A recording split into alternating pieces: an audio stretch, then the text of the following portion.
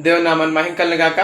మరొకసారి కలిసిన భాగ్యాన్ని దేవాదేవుడు మనకు అందించినందుకు దేవుడికి వందనాలు చెల్లిస్తూ ఈ దినమందు మనం యెహోషువ గ్రంథంలో ఆకాను అనే ఒక వ్యక్తి కథ గురించి మనం తెలుసుకోబోతాం. కథ కాదు కానీ యథార్థ గాథ. బైబిల్ గ్రంథంలో మనకు కనిపించే ఈ వ్యక్తి చేయకూడని పని చేశాడు. అదేమిటంటే ఇశ్రాయేలీయులందరూ కూడా యెరికో అనే పట్టణాన్ని నాశనం చేసి దాన్ని స్వాధీనపరుచుకున్నప్పుడు దేవుడు ఏం చెప్పాడంటే ఆ పట్టణంలో ఉన్నదంతా కూడా శపితమైనది, వాటిలో ఏది కూడా ముట్టుకోవద్దు అని చెప్పాడు. ముట్టుకోవద్దు అని చెప్పిన సమయంలో ఇతను ఏం చేశాడంటే దేవుడు చూస్తాడు అన్న గమనం లేకుండా మనుషులకి ఎవరికి తెలియదులే, యెహోషువకు తెలియదులే అని బంగారు వెండి మంచి వస్త్రాలు తీసి దాచిపెట్టాడు. దాచిపెట్టినప్పుడు వీళ్ళు యుద్ధానికి వెళ్తారు, ఇశ్రాయేలీయులు ఓడిపోతారు.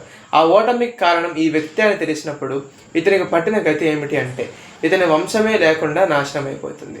మనం కానీ యూదా యొక్క వంశావళి చూసినట్లయితే పెరసు, జెరహు అని ఇద్దరు కనిపిస్తారు. ఆ జెరహు వంశావళిలో ఆకాను ఉన్నాడు కాబట్టి ఆ జెరహు వంశావళి లేకుండా అంతమైపోతుంది.